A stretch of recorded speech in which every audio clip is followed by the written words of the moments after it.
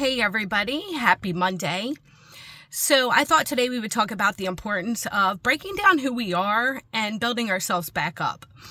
I definitely feel like, a lot of us are products of our upbringing, conditioning, societal and family expectations, and all of these things and past experiences that led into making us who we are.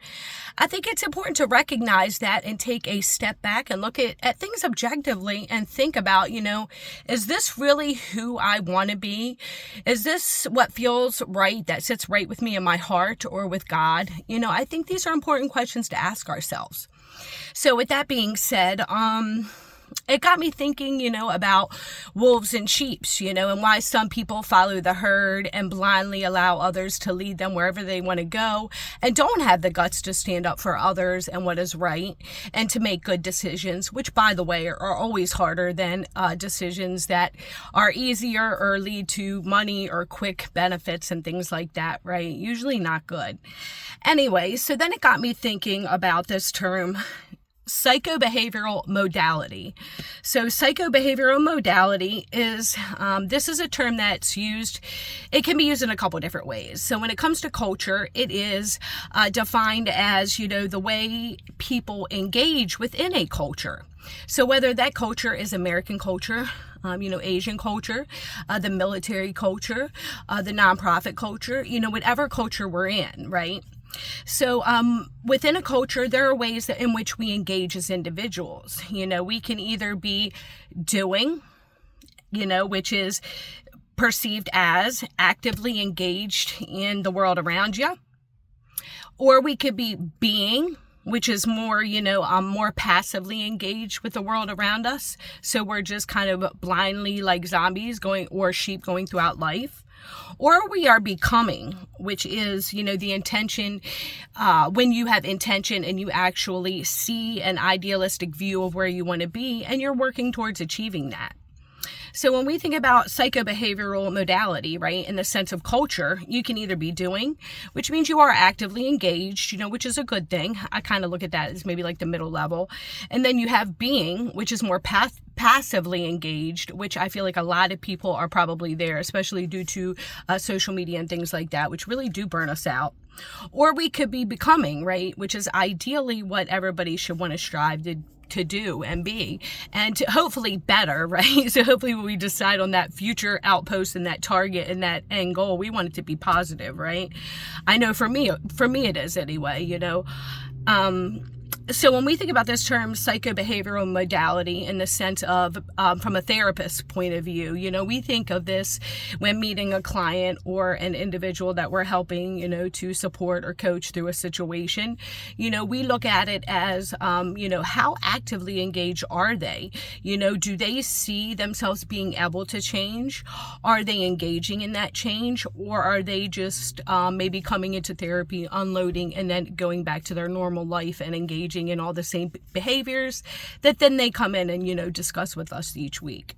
That kind of gives us a target and understand which way and, what steps we need to take as therapists to support individuals through these times in life. Well, anyway, so again, this term psychobehavioral modality, it got me thinking too, about 12 or 13 years ago when I tried to join the military. Unfortunately, depression kept me out. Again, everything in life that doesn't work out, I just look at it as God has a bigger and better plan for me, and right now I get to serve and help America's finest. So I'm happy with that too as well. Anyway, when I went to join the military, I remember hearing a Army commercial on the TV, and it, everybody knows the term be all you can be, right? So back then I'm like, I really gave that a lot of thought. And I'm like, why is it be all you can be? Why wouldn't the Army say become all you can become? I think I probably journaled about this somewhere in my books, which is kind of unique and weird, because here we are, about 15 years later, and I'm sitting in my Jeep on a rainy Monday, and I come across this term again, psychobehavioral modality, and I'm thinking, in terms of that term being used as, how engaged is an individual? Again, are they passive? Are they active? Are they even more active and gung-ho and leading the pack? So I I thought this was important information to share because I feel like, us, you know, without anybody else around, if we really can objectively look at ourselves and think, I probably am a little more passive than I should be at times. And I definitely want to do better, and then there's other times where I'm a great leader. And I think all of us, it shifts back and forth between all of it. And, well, it's important to be a leader and a follower, depending on the situation and your experience and your knowledge and, the event and time and all that factors in, right? But I also think that it's important to, think about this, and are we a product of our parents, who were raised in a very different time than we were? Are we raised on values? Do we agree with those values, those bias, we all have them, nobody can deny that no matter how hard we try. Hopefully people try to reflect and become aware of those bias and again, do better. However, I think it's important to break ourselves down, right? I know part of my journey, over, again, it's been almost probably 13 years or so now, I would say, give or take a year.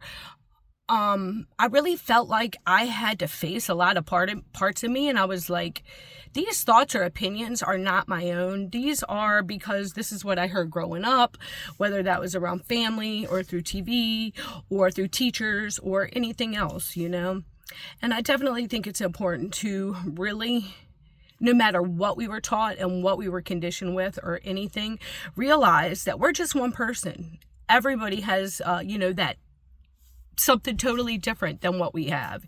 And I think it's important to be able to recognize either which way. Are those opinions, thoughts, ideas, motivations, are they aligned for yourself, or are they aligned for everybody and for balance and for what is right and good in the world? And so with that being said, as always, have a great day, everybody. If you need anybody to talk to, I'm always here, and I have a ton of resources if you need those as well. Stay blessed.